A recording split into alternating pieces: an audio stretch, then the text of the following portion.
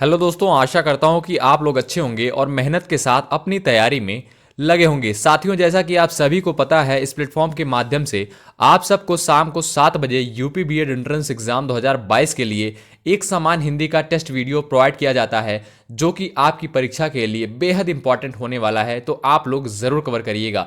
जितने भी वीडियोस और टेस्ट आप सभी को इस प्लेटफॉर्म के माध्यम से प्रोवाइड किए जा रहे हैं, अपने एग्जाम से पहले ज़रूर कवर करिएगा। अगर आपका कोई भी डाउट होता है तो कमेंट बॉक्स में ज़रूर लिखिएगा। अगर आप चैनल पर नए हैं और यूपी बीएड एंट्रेंस एग्जाम 2022 की तैयारी में मेहनत के साथ लगे हुए हैं, तो इस प्लेटफॉर्म से आप लोग अवश्य जुड़ें। निश्चित रूप से आप सभी का कुछ ना कुछ लाभ होगा। चलिए अपना टेस्ट प्रारंभ करते हैं और आप लोग जवाब दीजिएगा। अंत में आप लोग जवाब देने का प्रयास करिएगा कि आप लोगों ने इन 50 प्रश्नों में से कितने प्रश्नों को सही किया है।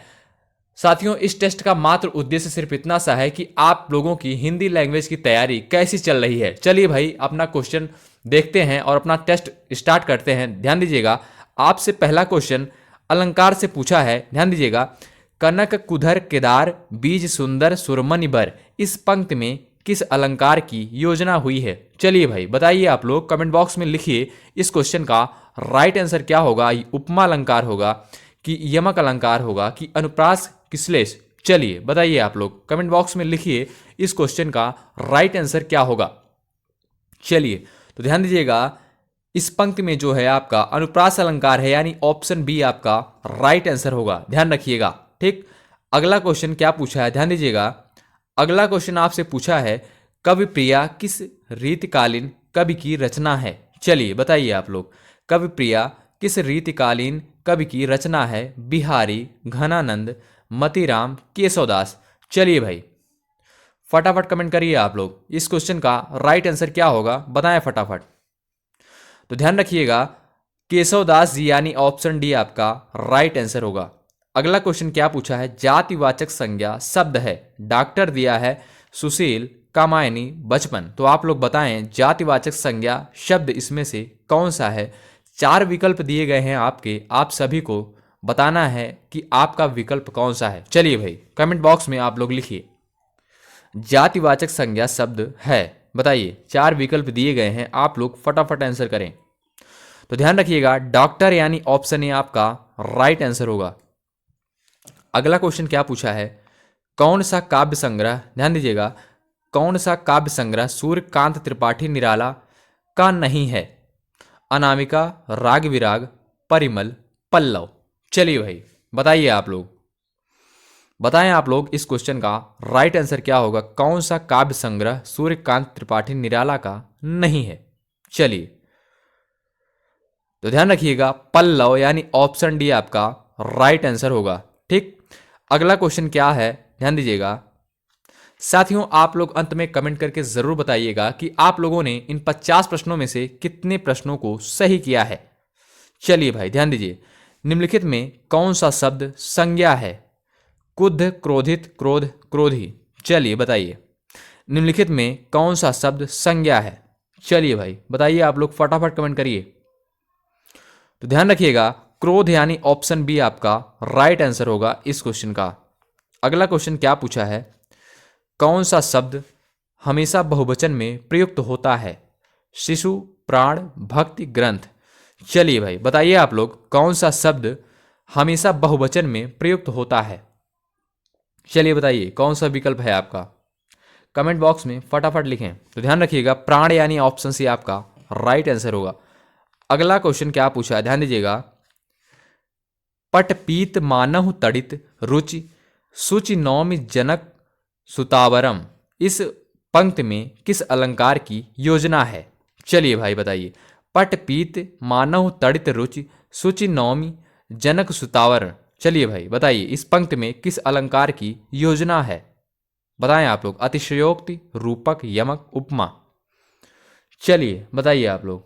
तो ध्यान रखिएगा, उपमा यानी ऑप्शन डी आपका राइट आंसर होगा। श का उच्चारण स्थान क्या है। चलिए बताइए, श का उच्चारण स्थान क्या है, आप लोग बताएं, कमेंट बॉक्स में लिखें। तो ध्यान रखिएगा, तालु यानी ऑप्शन ए आपका राइट आंसर होगा। ठीक, ऑप्शन ए आपका करेक्ट होगा। श का उच्चारण स्थान जो होगा तालु होगा। अगला क्वेश्चन क्या पूछा है, निम्नलिखित में कौन ऊष्म व्यंजन वर्ण नहीं है? ध्यान रखिएगा, नहीं है, यानी निम्नलिखित में कौन ऊष्म व्यंजन वर्ण नहीं है? चलिए बताइए। बहुत ही सिंपल क्वेश्चन है, आप लोग कमेंट करिए, फटाफट कमेंट करिए।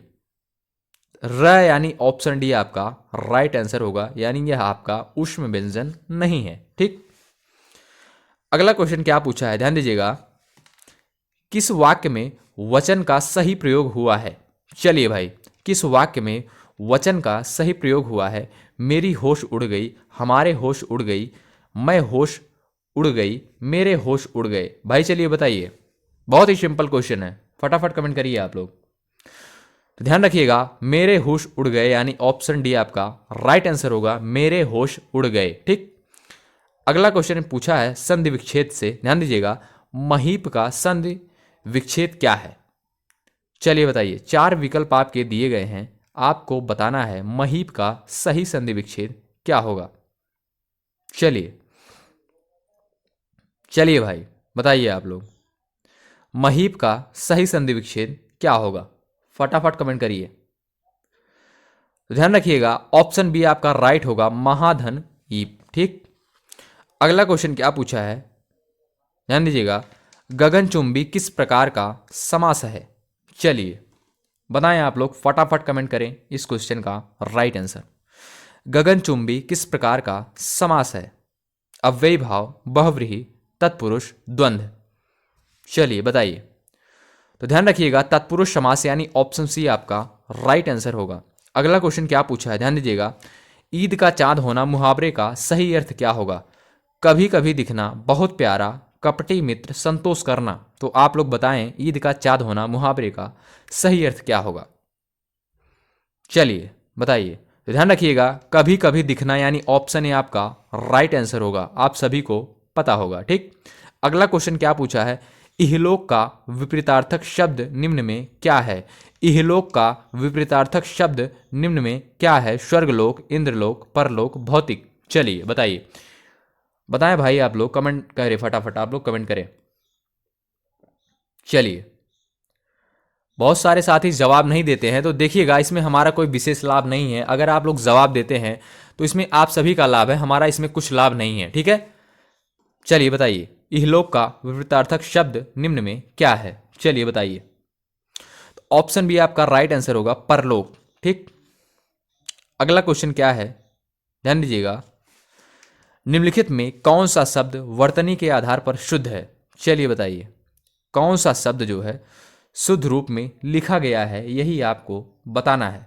तो आप लोग बताएं, कमेंट करें फटाफट। तो अनिष्ट यानी ऑप्शन डी आपका राइट आंसर होगा, अनिष्ट जो है शुद्ध रूप में लिखा गया है। ठीक, अगले क्वेश्चन की तरफ बढ़ते हैं और अपना अगला क्वेश्चन देखते हैं। उत्पत्ति के आधार पर कौन शब्द का भेद नहीं है? चलिए भाई बताइए, उत्पत्ति के आधार पर कौन शब्द का भेद नहीं है? चलिए बताइए, इस क्वेश्चन का राइट आंसर क्या होगा? तो यौगिक यानी ऑप्शन डी आपका राइट आंसर होगा। अगला क्वेश्चन क्या पूछा है, ध्यान दीजिएगा साथियों। कन्नौजी हिंदी की किस उपभाषा की बोली है? पूर्वी हिंदी, बिहारी हिंदी, पश्चिमी हिंदी, पहाड़ी हिंदी। चलिए भाई बताइए आप लोग, कन्नौजी हिंदी किस उपभाषा की बोली है?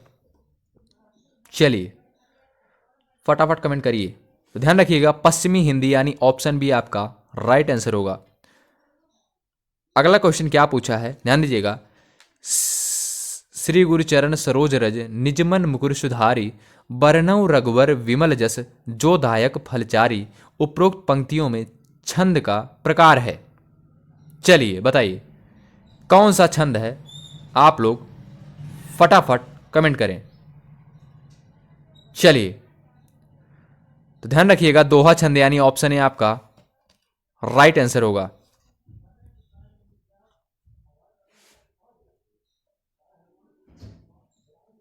अगला क्वेश्चन क्या पूछा, ध्यान दीजिएगा। नील सरोरूह श्याम तरुण अरुण वारिज नयन, करऊं सो मम उर धाम सदा चीर सागर सयन। उपरोक्त पंक्तियों में छंद का प्रकार है? दोहा, सोरठा, रोला, बरवय। चलिए भाई बताइए, इसमें आपका इस पंक्ति में कौन सा छंद होगा? चलिए बताइए। बताएं आप लोग इस क्वेश्चन का राइट आंसर। ध्यान रखिएगा, सोरठा छंद यानी ऑप्शन बी आपका राइट आंसर होगा। अगला क्वेश्चन क्या पूछा है, ध्यान दीजिएगा। एक म्यान में दो तलवार मुहावरे का अर्थ क्या होगा? एक स्थान पर दो व्यक्ति एक ही स्थान पर दो समान अधिकारी नहीं रह सकते। ऑप्शन सी दिया है कम स्थान में ज्यादा व्यक्ति। ऑप्शन डी दिया है कम पैसों में घर चलाना। चलिए बताइए, फटाफट कमेंट करिए आप लोग। तो ध्यान रखिएगा, एक ही स्थान पर दो समान अधिकारी नहीं रह सकते। एक म्यान में दो तलवार यानी ऑप्शन बी आपका राइट आंसर होगा। ठीक, अगला क्वेश्चन, तमस किसकी रचना है? चलिए बताइए भाई, तमस किसकी रचना है? आप लोग कमेंट करें फटाफट। चलिए, तो भीष्म साहनी यानी ऑप्शन ए आपका राइट आंसर होगा। तमस जो है भीष्म साहनी जी की रचना है। अगला क्वेश्चन पूछा है, बाबा, ध्यान दीजिएगा, बाबा बटेश्वर नाथ के रचनाकार हैं नागार्जुन, नामवर सिंह, राजेंद्र यादव, महादेवी वर्मा। बताएं आप लोग। तो ध्यान रखिएगा, नागार्जुन यानी ऑप्शन ए आपका राइट आंसर होगा। अगला क्वेश्चन क्या पूछा है, कुरु कुरु स्वाहा में के रचयिता हैं? बताइए आप लोग, कुरु कुरु स्वाहा के रचयिता हैं कमलेश्वर, मनोहर श्याम जोशी, धर्मवीर भारती, विष्णु प्रभाकर। चलिए बताइए, इस क्वेश्चन का राइट आंसर क्या होगा? आप लोग फटाफट कमेंट करें। तो मनोहर श्याम जोशी जी यानी ऑप्शन सी आपका राइट आंसर होगा। अंत में आप लोग कमेंट जरूर करिएगा और बताइएगा इन 50 प्रश्नों में से आप लोगों ने कितने प्रश्नों को सही किया है। इससे पता लगेगा कि आप लोगों की हिंदी लैंग्वेज की तैयारी कैसी चल रही है। ठीक, अगला क्वेश्चन क्या, ध्यान दीजिएगा, नित नव लीला ललित ठानी गोलोक अजिर में रमत राधिका रंग रास रंग रुचिर में उपरोक्त पंक्तियां किस छंद के अंतर्गत हैं? बरवय, हरगीतिका, रोला, सोरठा। चलिए भाई बताइए, बताएं आप लोग कमेंट करके। ध्यान रखिएगा, बरवय यानी ऑप्शन ए आपका राइट आंसर होगा। अगला क्वेश्चन क्या पूछा है, ध्यान दीजिएगा, रहीमन मोहिन सुहाय अमीय पियावत मान बिंदु वरण विष दे बुलाए मान सहित मरिबो भला। उपरोक्त पंक्तियां किस छंद के अंतर्गत हैं? रहीमन मोहिन सुहाय अमीय पियावत मान बिंदु वरण विष दे बुलाए मान सहित मरिबो भला। उपरोक्त पंक्तियां किस छंद के अंतर्गत हैं?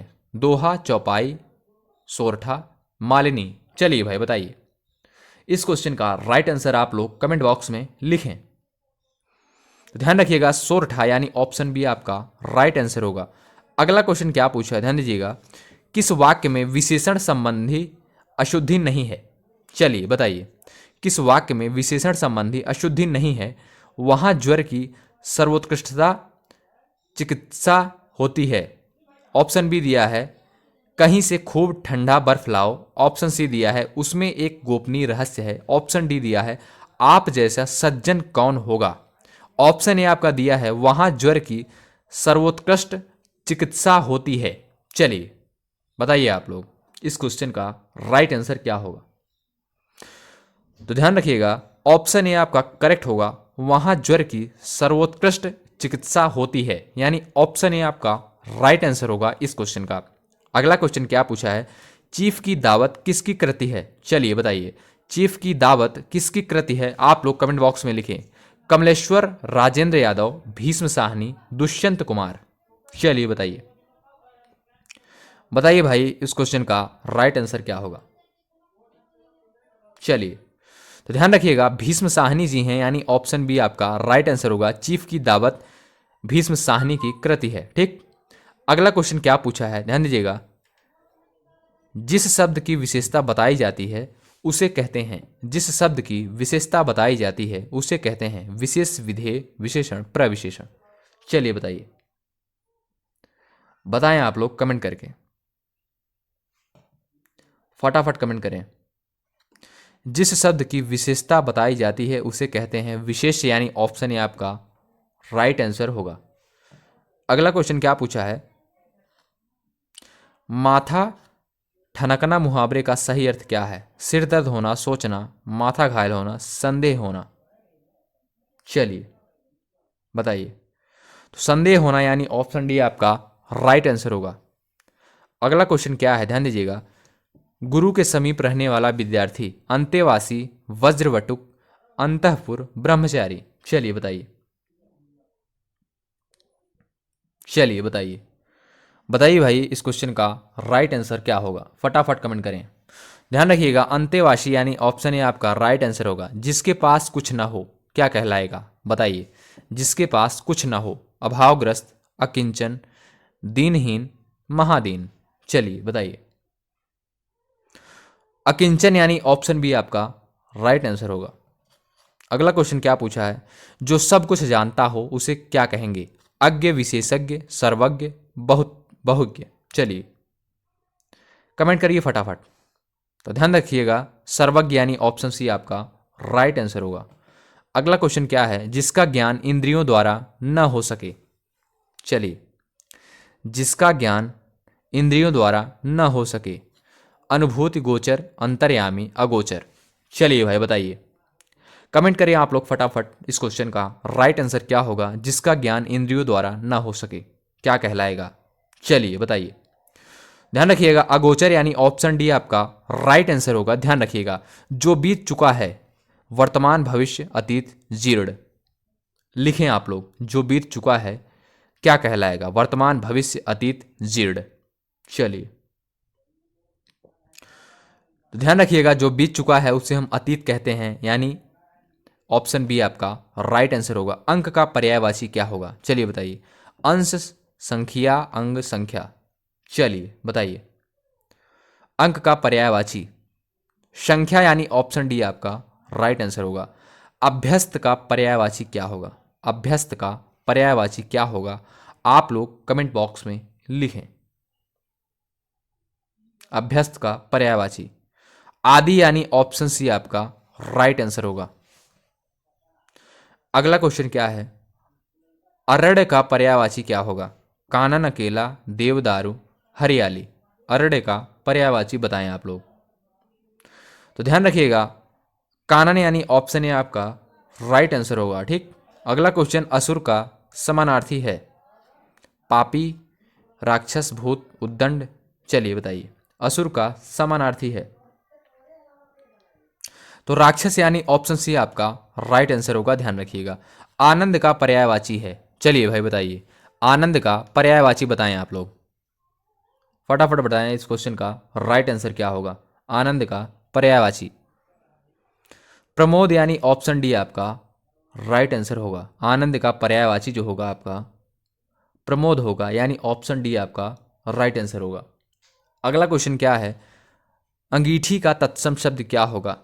अंगीठी का तत्सम शब्द बताएं आप लोग।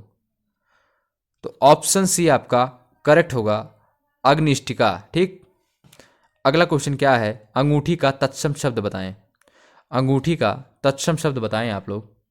चलिए, तो अंगुष्ठिका यानी ऑप्शन ए आपका राइट आंसर होगा।